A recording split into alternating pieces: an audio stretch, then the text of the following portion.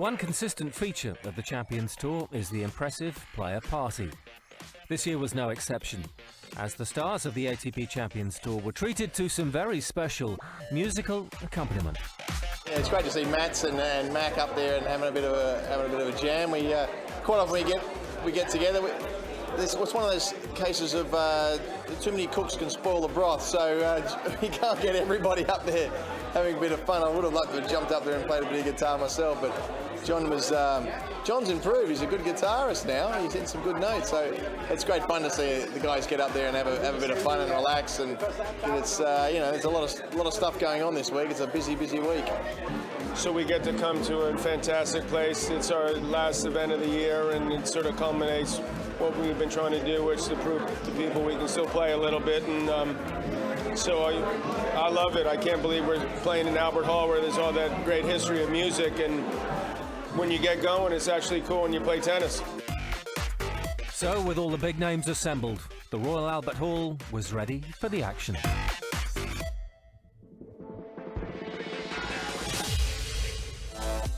Finals day in London began with a chance for fans at the Royal Albert Hall to catch a glimpse of two legends of the game, as John McEnroe faced Henri Leconte. From the very first game, it looked like the Frenchman would try to attack the McEnroe serve. 40-30. The two men, both in their 50s, were covering plenty of the court in the opening stages, as the American looked to grab an early break.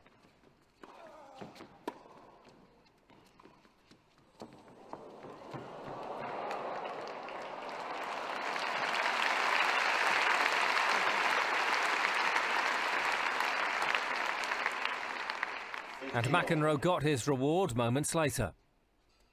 The seven-time Grand Slam champion stepping in to take a 2-love lead. Okay, McEnroe.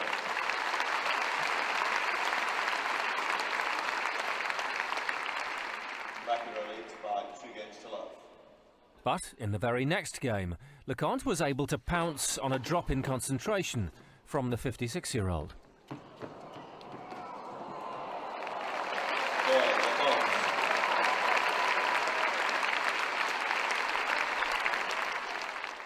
And the former Roland Garros finalist levelled things up on his own service soon after.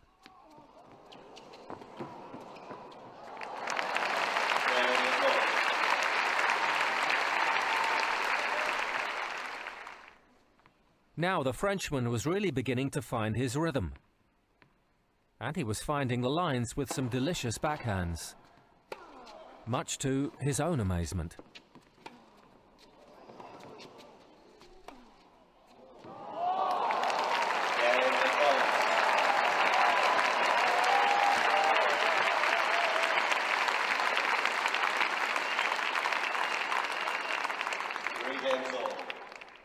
The first set continued to go with serve, but then in the 8th game, Leconte needed to be on his toes to save breakpoint.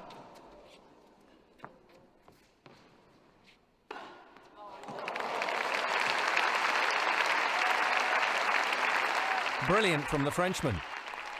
But McEnroe wasn't relaxing.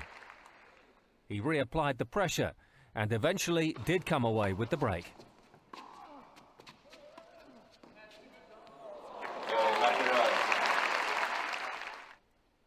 The American went on to serve out for the set. Okay, first set, McEnroe. And the triple Wimbledon champion was halfway to victory.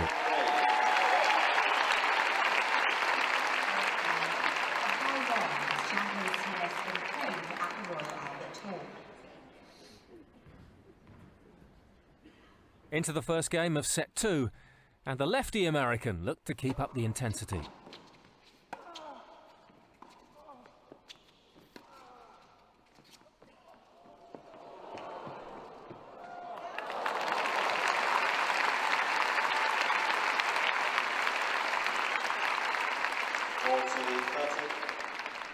In what was becoming a baseline battle, Leconte was looking to lay down a marker of his own.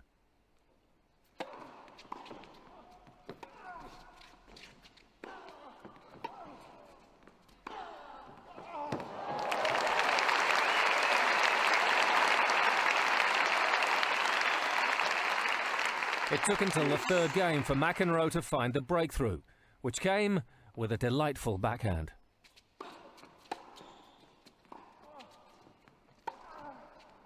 Okay, McEnroe. McEnroe leads by 2 games to 1. A break behind again. The Frenchman was very keen not to let McEnroe extend that advantage. Okay, Leconte. McEnroe leads by 3 games to 2. But the American stayed strong on his serve, mixing it up at the net with some classic play. 40 love. With Leconte serving to stay in the match, McEnroe wanted this finished.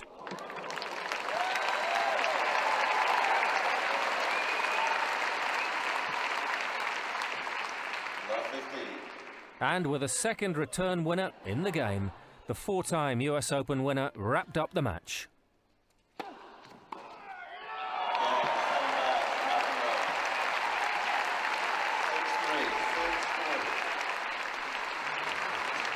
A happy ending to the ATP Champions Tour season for the ever-popular John McEnroe. Crowd's amazing. This is my 17th year playing. I never thought I'd be here once. So the fact that I played 70-plus days here in my career is something I'll always remember. This year saw the retirement of the ATP Champions Tour tournament referee Alan Mills. Alan has been working at the event since its inception, and there was an on-court presentation to a man who's been involved in playing and administrating tennis his entire life. The players, most of whom first met Alan when he was refereeing at Wimbledon, paid their own moving tribute. First year that I was refereeing the qualifying, the first person to call me out on court happened to be this 18-year-old American college boy, who really I'd heard of, but you know, there was no reputation or anything then. So I had to go on the court, which is the only time I've done that, certainly to do with Wimbledon anyway. And you know, he got to the semi-final that year, and since then the relationship has grown, as tantamount to what he was saying just earlier, actually, that we have developed a friendship over the years. I've had a few disputes with referees over the years, but Alan was one of the few guys. Well, first of all, he's a player, so we all respected that, but he looked for ways to keep me on the court as opposed to throwing me off it, and I always appreciated that.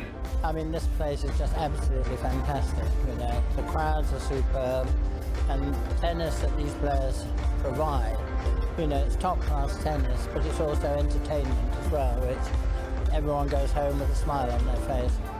Outstanding memory, actually today.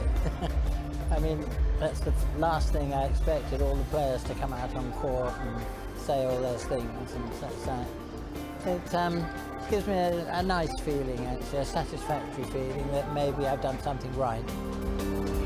And everybody at the ATP Champions Tour wishes Alan all the best for the future.